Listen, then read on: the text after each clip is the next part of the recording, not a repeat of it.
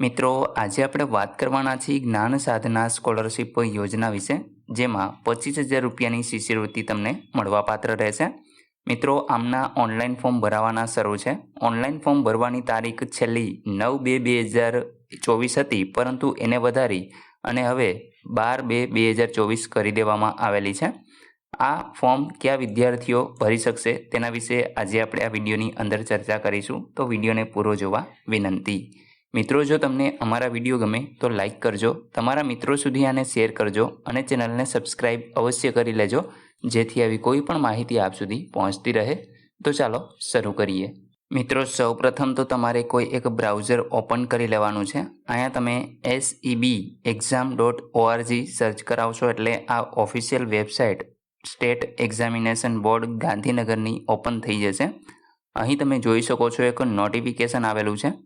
ધોરણ 5 common entrance test એટલે કે CET બેઝડ યોજાનાર પરીક્ષા ફોર્મ અને ધોરણ 8 જ્ઞાન સાધના મેરિટ સ્કોલરશિપ પરીક્ષાના ફોર્મ ભરવાની મુદત છે એ વધારો કરવા બાબત અહીંયા એક સૂચના આપેલી છે.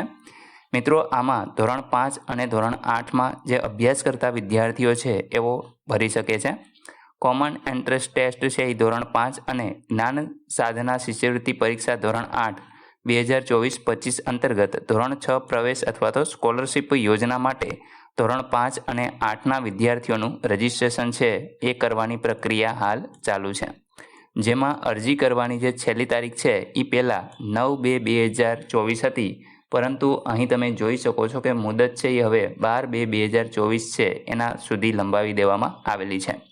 મિત્રો, આનું કારણ છે કે આ વેબસાઇટ છે એ 3 થી 4 દિવસ થયા તો ઓપન જ નથી થતી, તો એના કારણે ઘણા ખરા વિદ્યાર્થીઓ છે એ ફોર્મ ભરી શક્યા નથી અને જેવી વેબસાઇટ ઓપન કરતા એટલે એરર આવી જતી. તો મિત્રો, એના કારણે ફોર્મ છે એ ઓછા ભરાણા અથવા તો ન ભરાણા હોય તો એના કારણે આ જે તારીખ છે એ વધારી દેવામાં આવેલી છે. હાલ સર્વરમાં અપડેટની કામગીરી ચાલુ છે. આ મિત્રો કાલનું નોટિફિકેશન છે. અત્યારે તમે ઓનલાઈન અરજી કરી શકો છો.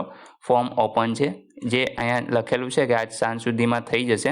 પરંતુ મિત્રો, અહીંયા તમે નીચે સ્ક્રોલ કરાવશો, જો તમારે જ્ઞાન સાધના સ્કોલરશિપ યોજના અથવા તો કોમન ઇન્ટરેસ્ટ ટેસ્ટમાં ફોર્મ ભરવું હોય તો અહીંયા ક્લિક કરવાનું છે. જેવું તમે ક્લિક કરશો એટલે તમે જોઈ શકો છો કે અહીંયા પેજ છે ઓપન થઈ જશે.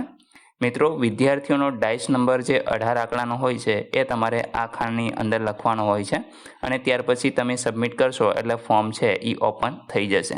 તો મિત્રો, ઓનલાઈન અરજી કરવા માટે તમે અહીંયા છે એ ડાઇસ નંબર નાખી અને સબમિટ કરશો એટલે ફોર્મ છે એ તમારે ભરી અને સેવ કરી દેવાનું રહેશે.